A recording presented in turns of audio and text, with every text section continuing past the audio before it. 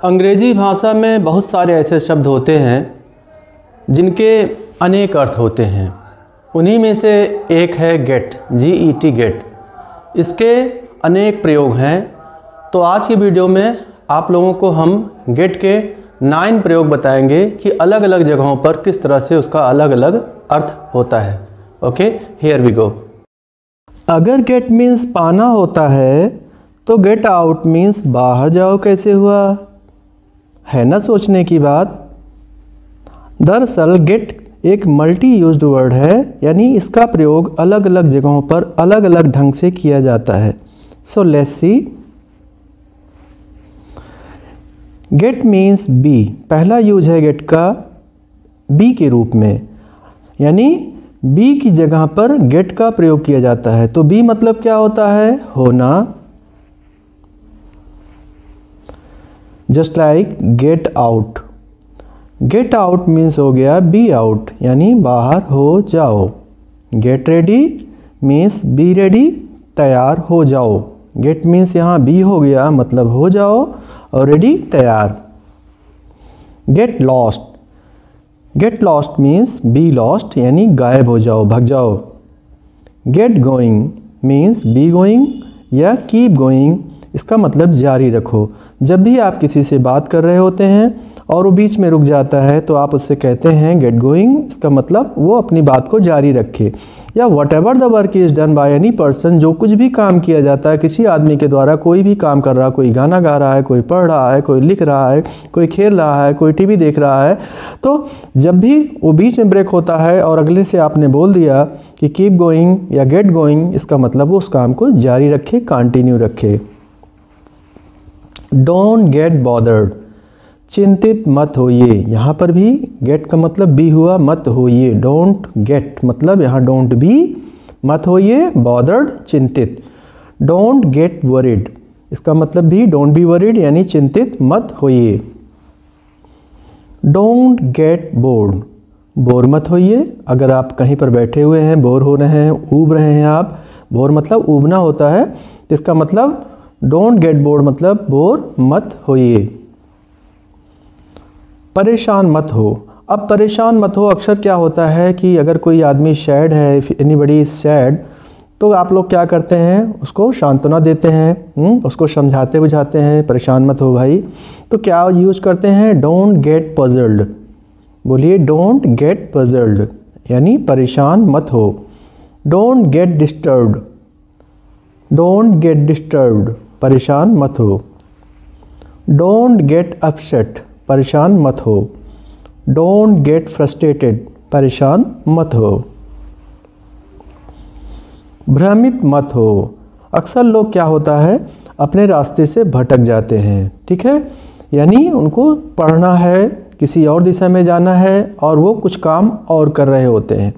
तो ऐसे में हम लोग क्या बोल सकते हैं? Don't get diverted. Don't get diverted या don't get distracted. Don't get distracted या don't get confused. Don't get confused. अब देखिए गेट का यहाँ पर भी प्रयोग है, I am getting late. I am getting late means क्या हो गया? मुझे देरी हो रही है। यहाँ पर गेटिंग का मतलब गेट मीन्स बी हो गया। आई एम बीइंग, मुझे हो रहा है लेट। लेट मीन्स देरी। आई शुड मूव नाउ, मुझे चलना चाहिए अब, ठीक है। अक्सर आप लोग बोलते हैं I am getting late, I should move now, अब मुझे चलना चाहिए। यू आर गेटिंग लेट, तुम्हें देरी हो रही है। यू आर गेटिंग लेट, तुम्हें देरी हो रही है। अब सपोज करो कि एक मम्मा है, वो अपने बेटे से कह रही हैं कि चलो भाई जल्दी करो, तुम्हें स्कूल के लिए देरी हो रही है। तो कैसे बोलेंगी? सोनू बेटा come on do fast, you are getting late for school. कैसे बोला? सोनू बेटा come on do fast, you are getting late for school. Sonu बेटा चलो जल्दी करो, तुम्हें स्कूल के लिए देरी हो रही है। It's getting dark. गेटिंग मतलब यहाँ पर भी बी हुआ, बीइंग हुआ। इट्स बीइंग डार्क मतलब हो रहा है अंधेरा, अंधेरा हो रहा है। It's getting dark, we should move now, अब हम लोगों को चलना चाहिए। सेकेंड यूज है गेट का मी। अंडरस्टैंड, गेट मीन्स अंडरस्टैंड अर्थात समझना। आर यू गेटिंग मी, क्या आप मेरी बात समझ रहे हैं? गॉट इट, समझे क्या? यहाँ पर देखिए टीचर्स अपने क्लास में या आप किसी से बात कर रहे हैं, while you are talking to anybody, तो क्या करते हैं, अक्सर बोलते हैं समझे कि नहीं समझे, ठीक है, मेरी बात समझे कि नहीं, मेरी बात समझ रहे हो कि नहीं। तो क्या क्या प्रयोग करते हैं समझे के लिए, यहाँ पर हम लोग देख लेते हैं। गेट का प्रयोग भी यहाँ पर हुआ है, किस तरह से, are you getting me, getting मतलब समझ रहे हो मेरी बात, गॉट इट समझे क्या, अंडरस्टूड समझे क्या। अगर समझ गए हैं तो प्लीज़ लाइक एंड सब्सक्राइब। आगे बढ़ते हैं। पॉकेट इट समझे क्या, ग्रैस्प इट समझे क्या, ये सारे यूज समझे क्या के लिए यूज़ करते हैं।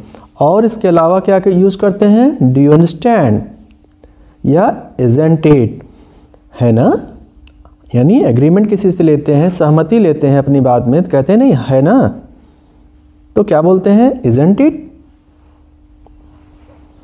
थर्ड यूज है गेट का, गेट मीन्स रीच, मतलब पहुंचना।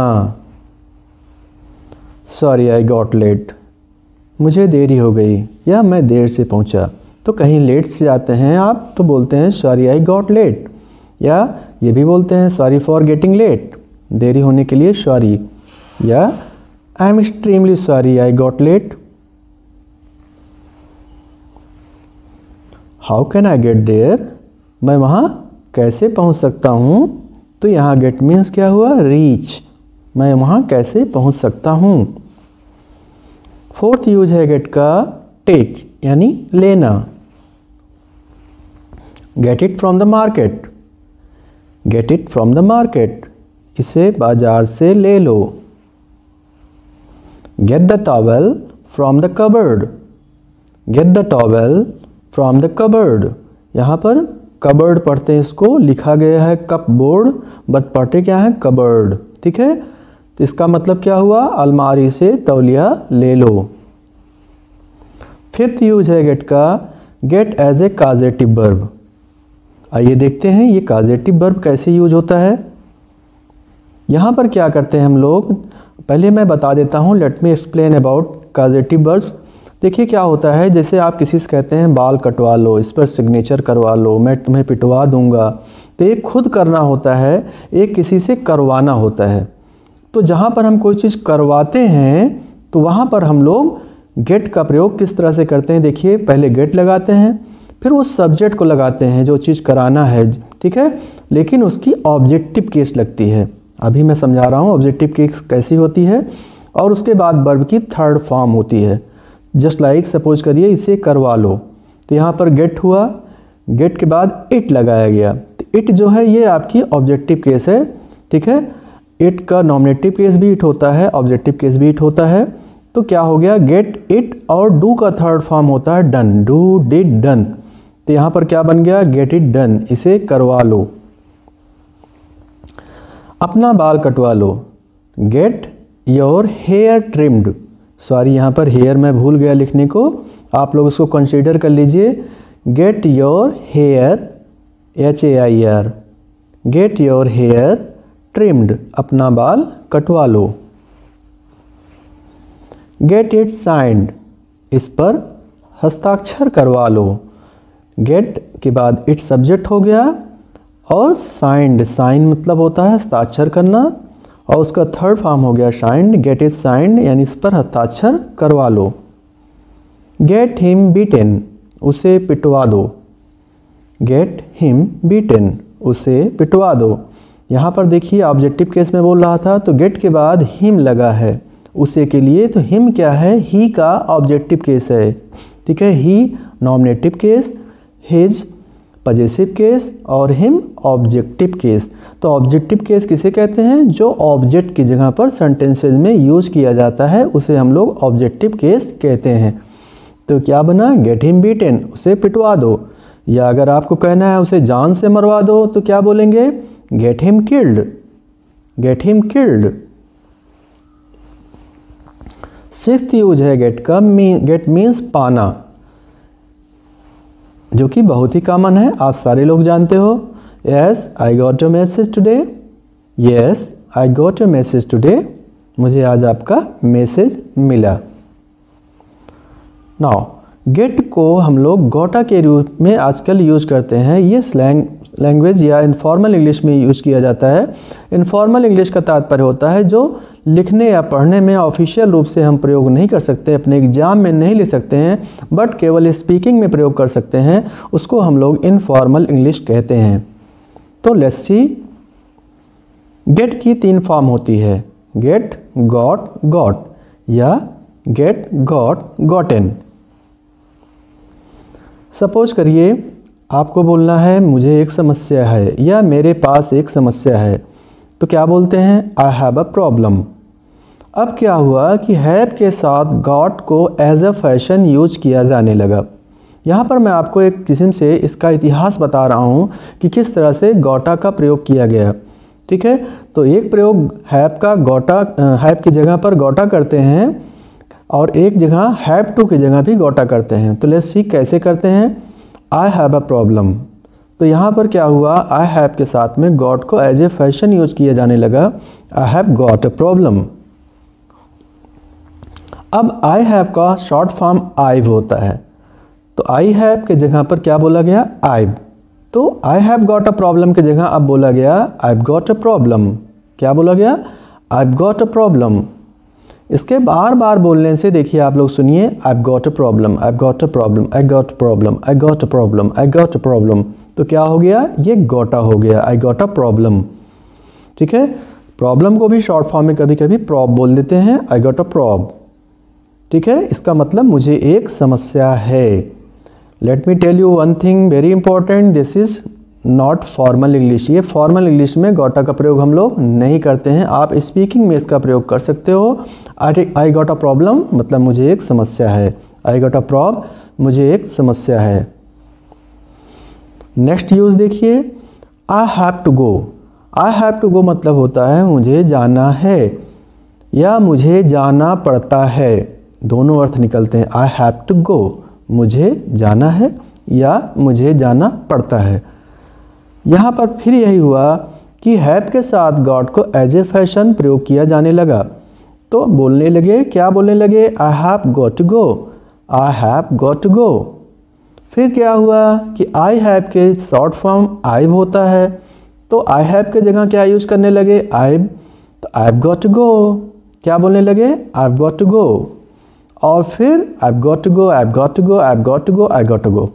ये धीरे धीरे क्या हो गया? आई गॉट टू गो, यानी मुझे जाना है।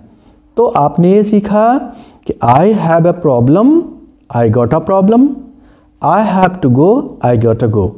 तो यानी अगर आपको कहना है मुझे एक समस्या है, मुझे जाना है, तो आई got a problem, I got a go. I got a problem मुझे समस्या है, आई गॉट अ गो मुझे जाना है। नेक्स्ट यूज गेट का है, get in place of have as a helping verb. Get को हैव की जगह पर हेल्पिंग वर्ब के रूप में भी कहीं कहीं पर यूज किया जाता है। ओके, लेट्स सी, आइए देखते हैं। आई हैव टू नो, मुझे जानना है, तो यहाँ पर हैव की जगह पर गेट का प्रयोग किया जाता है। कहीं कहीं पर I get to know, have to की जगह पर get to, I get to know. तो कभी आप ऐसा ना हो कंफ्यूज हो जाएं कि अरे ये तो गलत लिखा हुआ है, तो वो सही है। यहाँ पर हम लोग यूज कर सकते हैं आई गेट टू नो, मुझे जानना है, या यू हैव टू नो, तुम्हें जानना है की जगह पर आप कह सकते हैं you get to know. Next use आपका 9th यूज क्या है? Get plus object plus preposition. कैसे यूज करते हैं आइए देखते हैं। जब आप कहते हैं किसी से गेट आउट, गेट आउट का मतलब क्या होता है? बाहर जाओ। लेकिन अगर आप इसे कहते हैं get him out, get him out, तो क्या हो जाएगा? उसे बाहर ले जाओ। तो बोलिए get him out, get him out, उसे बाहर ले जाओ। गेट हिम इन, उसे अंदर ले आओ। तो यहाँ पर क्या हुआ? गेट लगा, फिर ऑब्जेक्टिव केस लगा, फिर प्रीपोजिशन लग गया यहाँ पर इन। तो गेट हिम आउट, उसे बाहर ले जाओ, गेट हिम इन, उसे अंदर ले आओ। टेक हिम आउट भी बोल सकते हैं, उसे बाहर ले जाओ, या फिर अगर किसी को घसीट कर बाहर ले जाना है तो ड्रैग हिम आउट। ठीक है, क्या बोलेंगे? Drag him out. धकेल कर बाहर ले जाना है तो क्या बोलेंगे? Push him out. That's all for today. If you like this video, please do subscribe it, share it to your friends.